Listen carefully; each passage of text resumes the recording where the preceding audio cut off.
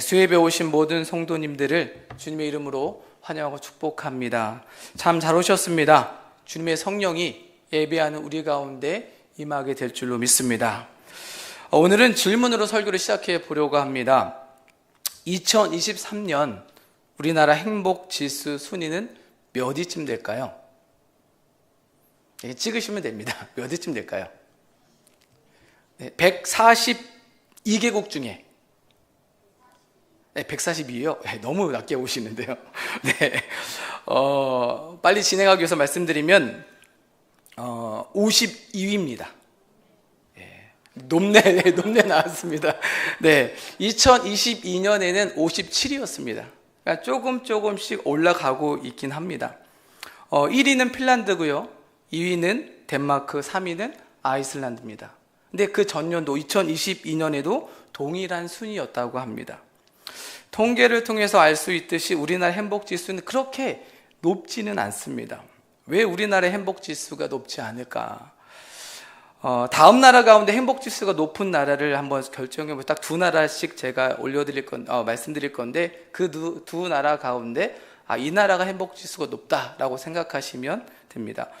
일본과 미국 중에 어느 나라가 높을까요? 일본이 맞네요. 미국입니다. 싱가포르와 멕시코. 멕시코입니다.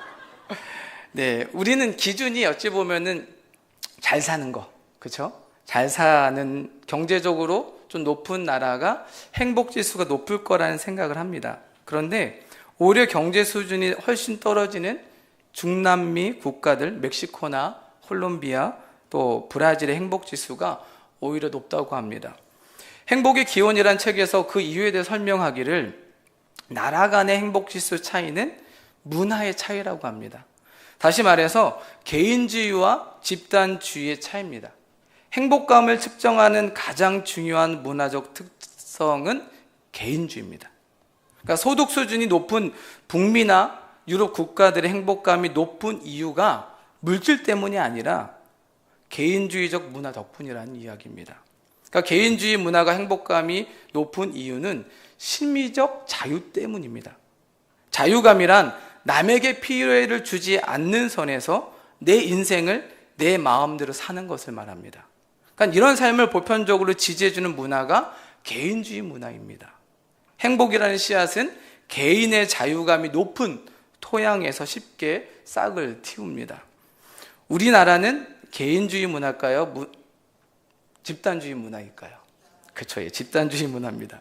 이 집단주의 문화에도 장점이 있어요. 공동의 목표가 생기면 무서운 응집력과 추진력이 발휘됩니다. IMF 때 전 국민이 금 모으기 운동을 했습니다. 그렇죠? 그리고 2002년 월드컵 때 강화문을 비롯한 지역 곳곳에 모여서 응원하는 그런 모습들, 그게 바로 집단주의에 해당되는 이야기입니다. 집단주의는 기적적인 경제 발전을 일으킵니다. 위기와 어려움에 대처하기에 적합한 구조이기도 합니다. 집단주의 문화는 수직적인 문화이기도 합니다. 그래서 팀장과 부하 직원, 선배와 후배 등을 말합니다. 각자 자신에게 주어진 역할들이 있습니다. 역할을 수행하지 못하면 주변의 비난을 받습니다. 그래서 나에 대한 다른 사람들의 평가에 민감합니다. 타인 중심적인 생각을 가질 수밖에 없는 문화입니다.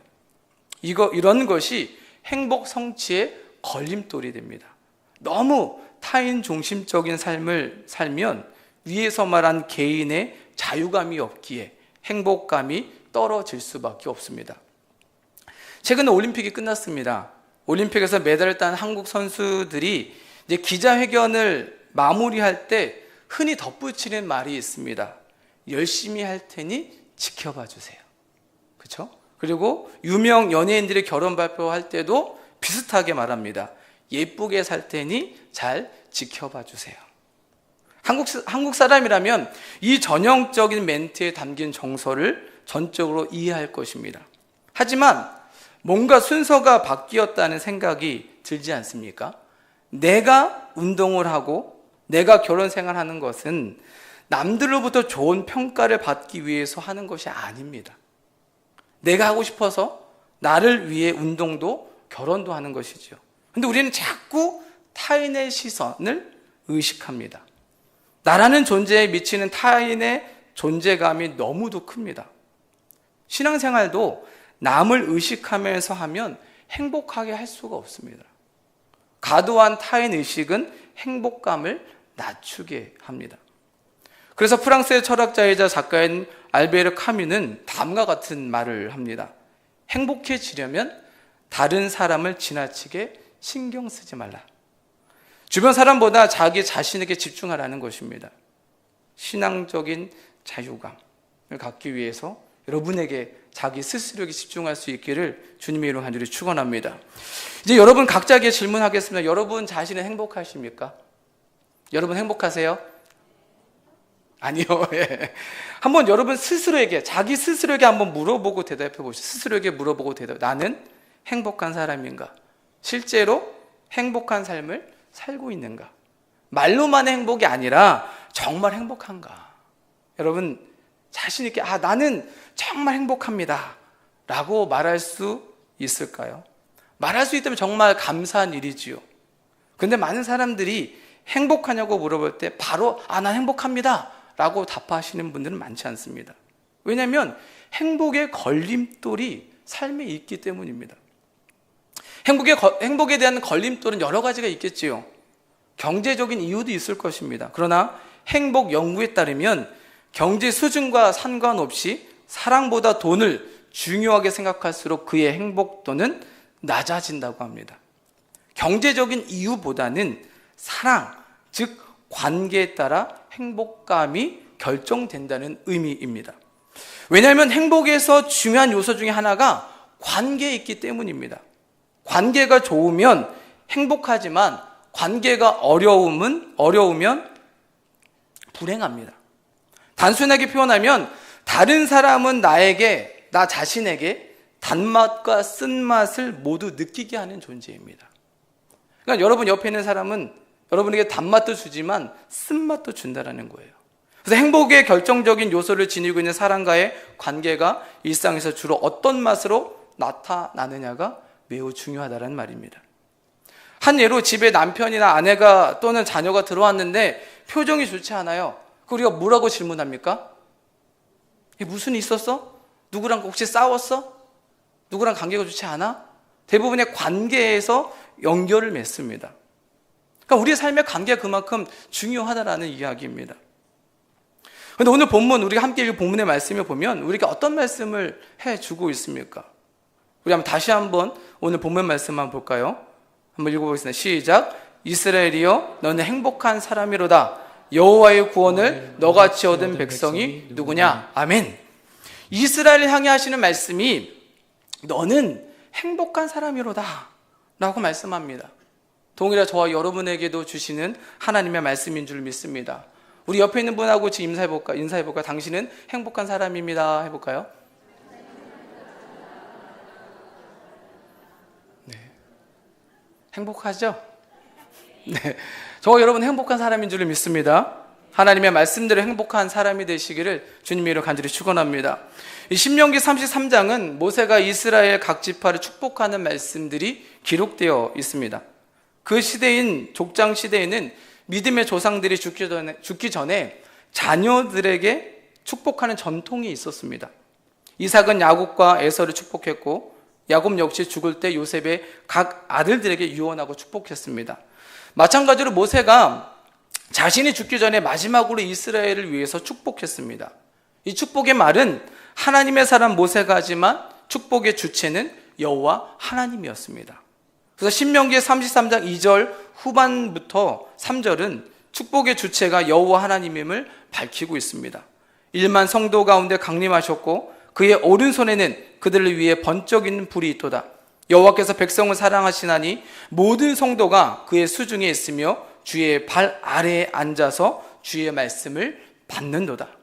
그러니까 여호와께서 모든 이스라엘 백성에게 임하셨고 모든 백성을 사랑하셨습니다. 모세는 모든 백성을 사랑하는 마음으로 주신 하나님의 말씀을 대언했습니다. 하나님께서 모세를 통해 이스라엘 백성들의 광야 생활을 거쳐 약속의 땅 가나안 땅에 들어가서 어떻게 살아야 하는가에 대한 답을 마지막까지 들려주셨습니다. 그 답은 한결같았습니다. 하나님의 백성은 하나님이 지시하는 말씀에 따라 살아야 하며 하나님의 축복하심으로 살아야 한다는 말씀이었습니다. 그 가운데 마지막 절은 하나님의 구원을 받은 하나님의 백성으로서 행복한 자로 살아가야 함을 전하고 있습니다.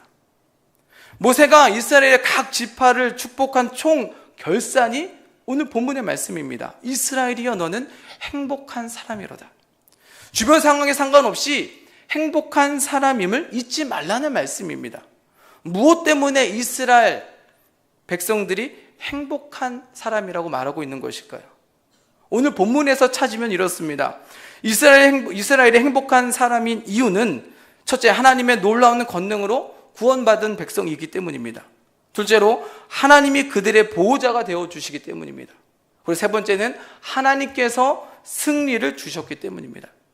마찬가지로 우리 그리스도인이 행복한 사람인 이유도 비슷합니다. 첫째로, 우리는 다 죽을 수밖에 없는 죄인이었는데 하나님의 놀라운 은혜로 말미암아 구원을 받았기 때문입니다. 둘째로, 하나님께서 우리의 보호자와 돕는 자가 되어주시기 때문입니다. 셋째로는 하나님께서 우리를 승리케 하시기 때문입니다. 그리고 마지막으로는 이 모든 것을 하나님께서 우리를 직접 선택해 주셨기 때문인 줄로 믿습니다. 하나님께서 이루신 구원은 이렇게 보면은요, 관계 회복에서 시작이 됩니다. 그러니까 이스라엘 백성이 하나님을 자기 나라의 왕으로 섬기고 또 하나님의 백성이 되었습니다. 그리고 이스라엘은 하나님의 자녀가 되었죠. 마찬가지로 저와 여러분도 제 종 노릇하던 존재에서 하나님을 나의 아버지로 고백하며 하나님의 자녀가 되었습니다. 그렇기 때문에 구원은 한마디로 관계 회복입니다. 하나님과 바른 관계로 회복되는 것이 구원입니다. 관계가 회복된 자는 구원받은 자요 행복한 사람인 줄로 믿습니다. 사랑하는 성도 여러분, 그렇다면 여러분들은 구원을 받으셨습니까? 한 10명만 받으신 것 같아요. 여러분 구원 받으셨습니까? 하나님과 바른 관계를 맺고 계십니까? 구원은 받았지만 관계에 대해서는 좀 그러면 여러분들은 행복한 자로 행복을 누리며 살고 계십니까? 점점 대답이 적어집니다. 자식이 나는 행복한 사람입니다. 나는 지금 행복한 삶을 살고 있습니다. 라고 말할 수 있다면 얼마나 좋겠습니까? 여러분 가운데 분명 행복하신 분들도 있을 겁니다. 그러나 반대의 분도 있겠죠. 왜 우리는 교회에 다니고 예수님을 믿지만 행복한 삶을 산다라고 자신 있게 말하지 못할까요? 무엇이 문제일까요? 오늘 그 부분에서 말씀을 나누려고 합니다. 첫째로, 무한한 하나님의 사랑과 자기 자신에 대해서 모르기 때문에 그렇습니다. 우리를 향한 하나님의 사랑은 무한대입니다. 정해져 있지 않습니다. 우리가 상상하는 것 그 이상의 사랑을 주시는 분이 하나님입니다. 자기 아들까지 내어주신 분이 하나님입니다. 로마서 8장 32절에 말씀하죠. 자기 아들을 아끼지 아니하시고 우리 모든 사람을 위하여 내주시니가 어찌 그 아들과 함께 모든 것을 우리에게 주시지 아니하겠느냐.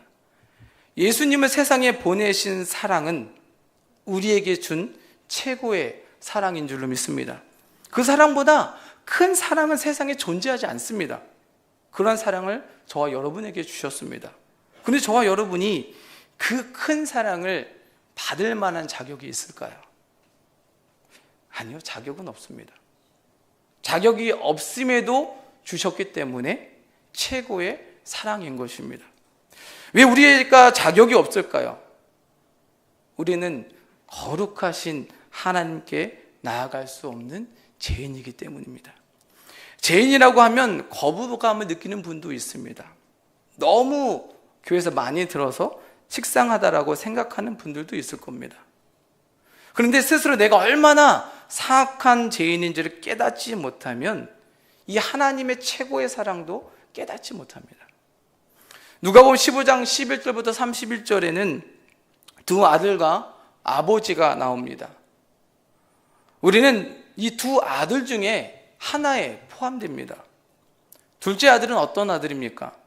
아버지의 재산을 미리 달라고 하며 집을 나간 예라고는 찾아볼 수 없는 홀의 자식입니다. 아버지가 죽지도 않았는데 재산을 달라니, 이건 말도 안 되는 것입니다. 재산을 물려주지 않는다고 부모님을 죽이는 것과 동일한 일을 한 것입니다. 이렇게 아버지 재산을 받아가지고 나갔으면 잘 살아야 되는데 또 그렇게 살지도 못합니다. 나가서 허랑방탕하게 삽니다. 재산 다 낭비해요. 그런데 그때 나라의 흉년까지 들지요. 재산은 다 날렸습니다. 나라에는 흉년이 들으니 일할 것도 먹을 것도 잠을 청할 것도 없었습니다.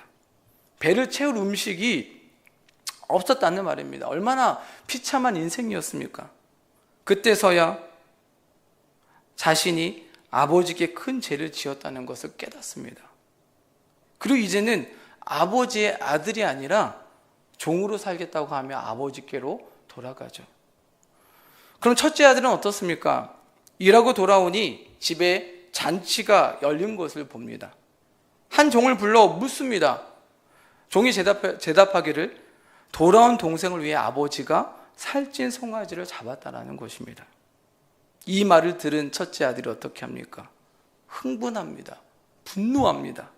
아버지를 찾아가 따져 묻습니다.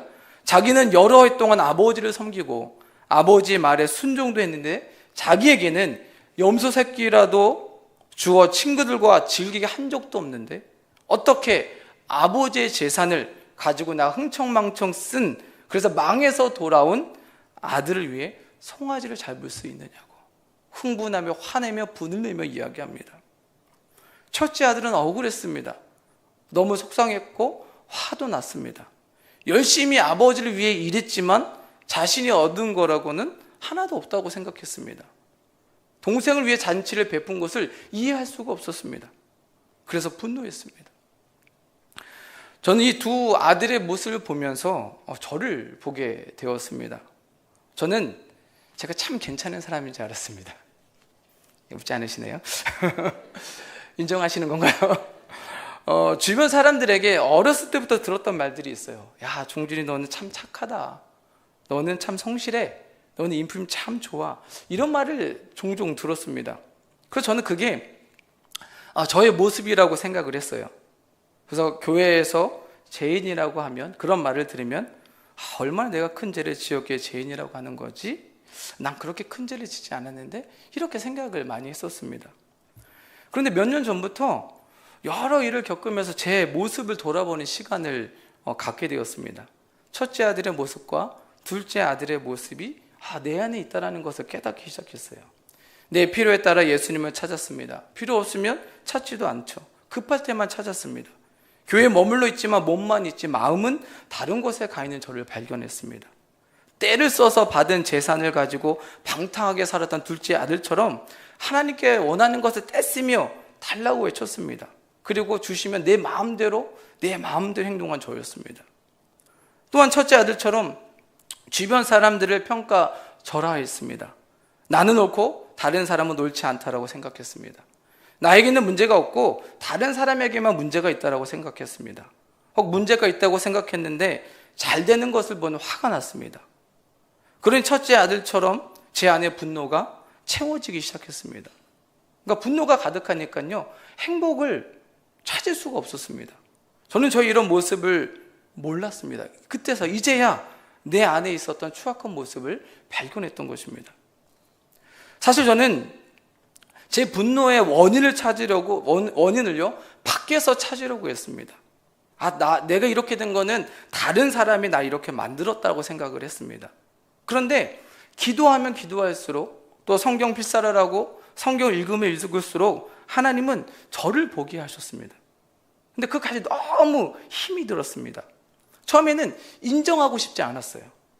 괴로운 시간을 보내고 나니 이제야 조금씩 저의 모습을 알게 되었습니다. 포장된 저를 벗기고 제 민낯을 보게 되니까 그때서야 사도 바울의 고백이 제 고백이 되었던 것입니다. 디모데전서 1장 15절 후반절 말씀이죠. 괴수 중에 내가 괴수니라. 처음에 이 말씀이 무슨 말씀인지 이해가 안 됐었어요. 어떻게 사도 바울이? 근데 저의 모습을 보니 내가 정말 괴수 중에 괴수였구나. 저는 죄인 중에 죄인이구나. 이것을 깨닫게 되니 그 순간부터 예수님을 찾을 수밖에 없었어요. 그 십자가의 능력을 구할 수밖에 없었습니다. 그동안 성전 기도는 따지는 기도예요. 하나님 왜 저한테 이런 일이, 왜 저한테 이러한 어려움들이 있나요? 라고 따지는 기도였습니다. 근데 이것을 깨닫게 하시고부터는 바뀌기 시작해서 하나님, 나는 죄인 중에 죄인입니다. 주님 나를 용서해 주세요. 주님 십자가의 능력이 필요합니다. 십자가의 보혈로 나를 씻어주세요. 덮어주세요. 그때서야 나 같은 자까지도 사랑해 주시는 그 하나님의 무한하신 사랑을 깨닫기 시작했습니다. 그 사랑이 얼마나 큰지도 깨달았습니다. 내가 얼마나 큰 죄인인지, 그래서 예수님 없이는 살 수 없는 존재라는 것이 실제적으로 느껴지기 시작했습니다. 사랑하는 성도 여러분, 구원은 하나님의 사랑을 깨닫는 동시에 자기 죄의 비참함도 깨닫는 것입니다. 구원은 하나님의 사랑을 알아가는 동시에 자기의 큰 죄를 발견하는 것입니다. 구원은 하나님의 사랑이 얼마나 높고 깊은지를 배우는 동시에 자기의 힘으로 씻을 수 없는 큰 죄인임을 깨닫는 것입니다. 그런데 우리는 한쪽에만 치우쳐 살았는지 모릅니다. 하나님의 사랑만 강구했는지 모릅니다. 회개는 눈 깜빡할 정도로만 하고 말이죠. 그래서 구원의 감격을 잃어버린 것입니다. 구원이 주는 행복도 놓친 것입니다. 로마서 5장 20절에서 말씀하죠. 현대인 성경으로 보면 이렇습니다. 율법이 들어와서 범죄가 늘어나게 되었으나 죄가 늘어난 곳에는 은혜도 더욱 풍성하였습니다. 그때서 이 말씀이 어떤 말씀인지를 깨달아졌습니다. 죄를 깨달으면 깨달을수록 은혜가 더 풍성합니다. 왜 그럴까요? 그 많은 죄가 있음에도 불구하고 하나님께서 나를 사랑해 주시고 용서해 주셨기 때문입니다. 그리스도의 보혈로 깨끗하게 씻어주셨음을 믿게 되었기 때문입니다. 이런 큰 사랑, 어떻게 나 같은 사람을 하나님께서 나같이 이렇게 큰 죄를 지닌 사람을 사랑하시지? 라는 것을 깨달았기 때문입니다. 그래서 우리는 하나님의 사랑만이 아니라 나 자신을 알아야 합니다. 내 죄가 얼마나 큰지를 알아야 합니다.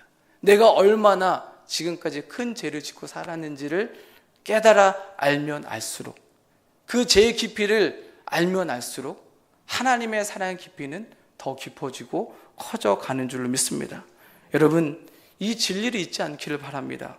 구원의 감격이 크면 클수록 우린 더 기쁘게 행복하게 살 수 있습니다.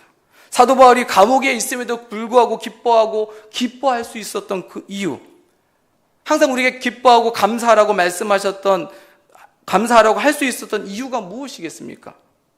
바울은 자신을 괴수 중에 괴수라고 고백했습니다. 자신이 어떤 사람인지 아니, 하나님의 사랑이 그 누구보다 더 크게 자신에게 다가왔고, 그것을 깨달으니 일평생 하나님을 위해서 살겠다라고 고백할 수밖에 없었던 것입니다. 바라긴 저와 여러분 모두가 이 진리를 깨닫기를 바랍니다. 하나님의 사랑만 아는 것이 아니라 나에 대해서, 내 죄에 대해서 더 깊이 깨닫기를 바랍니다. 죄를 깨달으면 깨달을수록 구원의 감격은 커집니다. 바라기는 구원의 감격이 너무 커서 세상에 그 어떤 영향도 받지 않고 누리며 사는 행복한 그리스도인이 되시기를 주님의 이름으로 간절히 축원합니다. 둘째로, 주변 사람들과의 깨진 관계 때문에 우리는 행복하지 않습니다. 아까도 말씀드렸지만 주변 환경에 사람들에서 단맛과 쓴맛이 우리에게 있다고 그랬잖아요. 근데 구원은요, 하나님과의 관계 회복만이 아니라 사람과 사람 사이의 관계도 회복되어야 완벽하게 되는 것입니다. 구원받은 자와 사람과의 관계 회복되어야 행복한 삶을 살 수 있습니다. 사람인지라, 연약한 인간인지라 사람과의 관계도 행복을 누리는데 매우 중요합니다. 근데 우리는 주변 사람들 때문에 많이 힘들어합니다. 가장 가까운 가족 때문에, 함께 일하는 직장 동료 때문에, 아니면 함께 하는 공동체 사람들 때문에 맞지 않아서 힘들어합니다. 그래서 행복하지 못한 삶을 살아갑니다. 저도 마찬가지였습니다. 사람들 때문에 흔들리는 제 모습을 보게 된 것이었죠. 제 입에서 행복하지 않다라는 말까지 할 정도였습니다. 제 삶이 점점 어두워져 가는 것을 보게 되었습니다. 이렇게 살면 안 되는데 라는 생각은 들었지만 회복하는 것이 쉽지 않았습니다. 그래서 계속 기도할 수밖에 없었습니다. 기도하는데 하나님께서 깨닫게 하신 것이 있었습니다.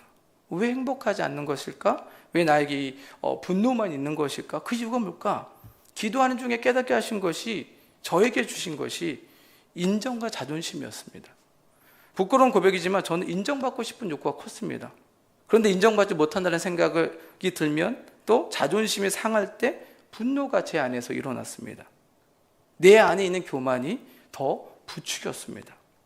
그리고 내 기준이 맞다라고 생각하는 것을 요구했음에도 불구하고 그대로 이루어지지 않을 때 마음이 불편했습니다.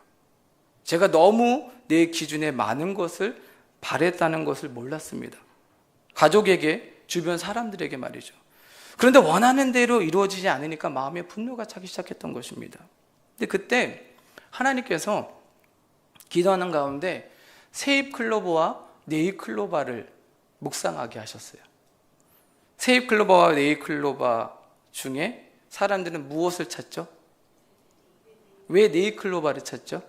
그렇죠, 행운이기 때문에.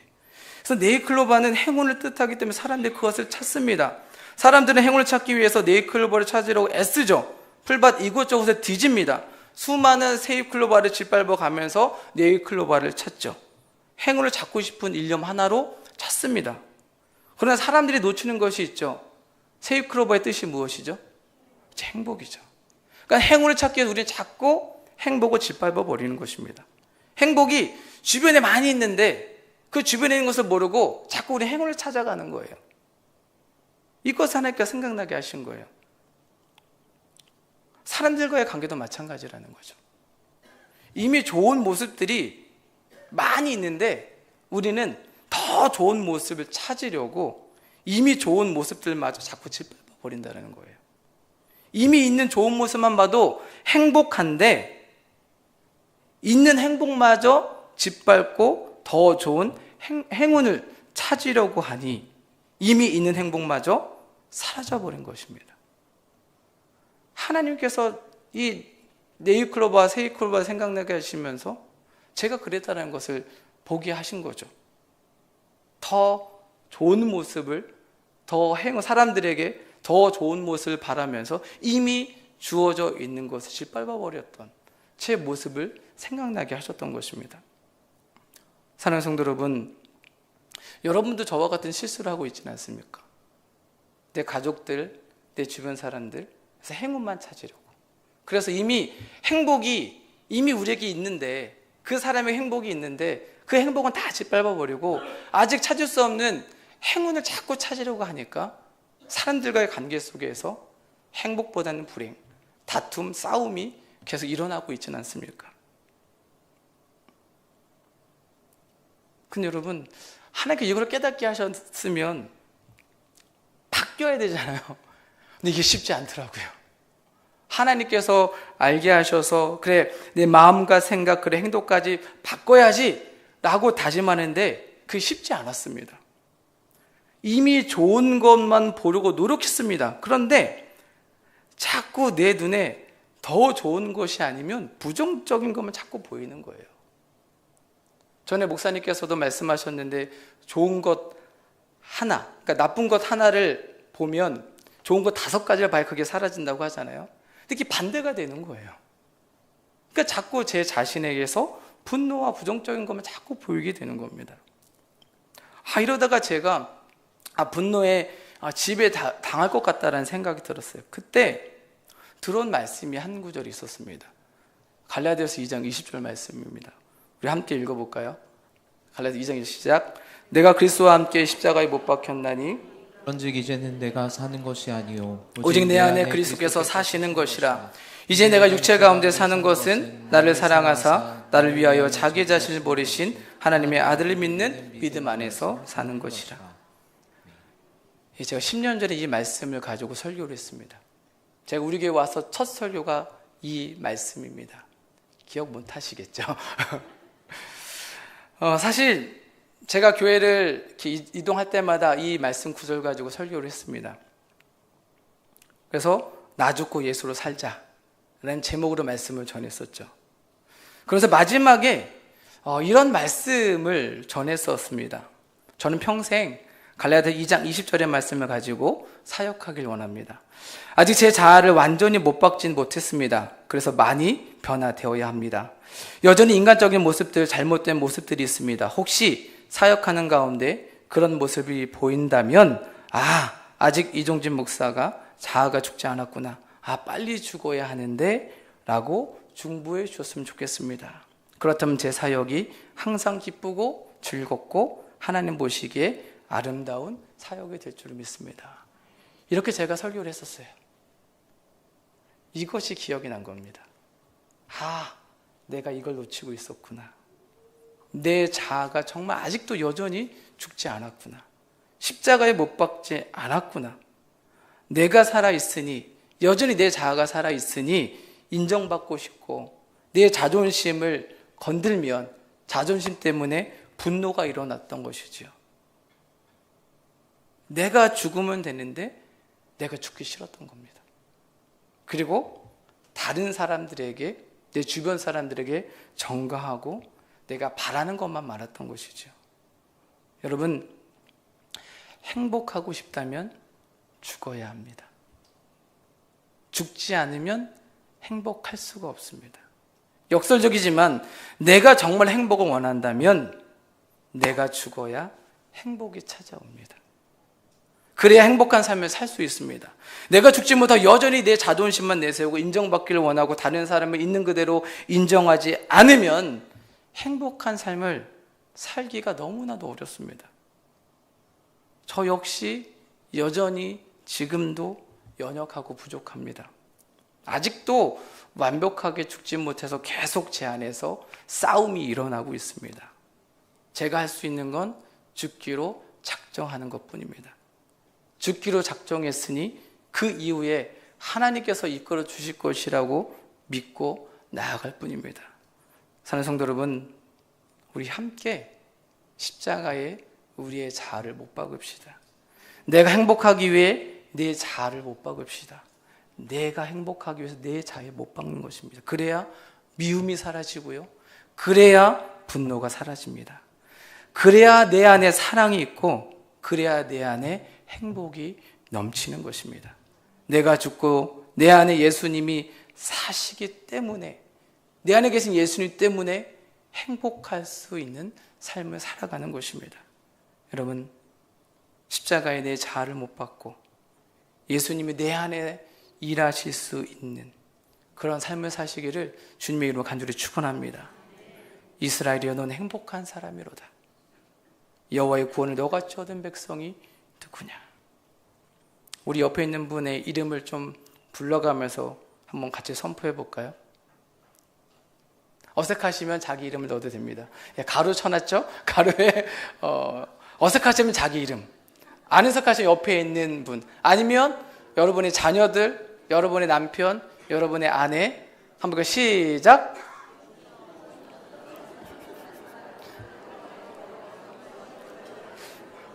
네. 그럼 어색하시죠? 여러분, 이 고백이 자주 되었으면 좋겠습니다. 여러분 스스로에게도 종진아, 넌 행복한 사람이야. 여러분의 아내, 남편, 자녀들에게도 누구냐, 너 행복한 사람이야.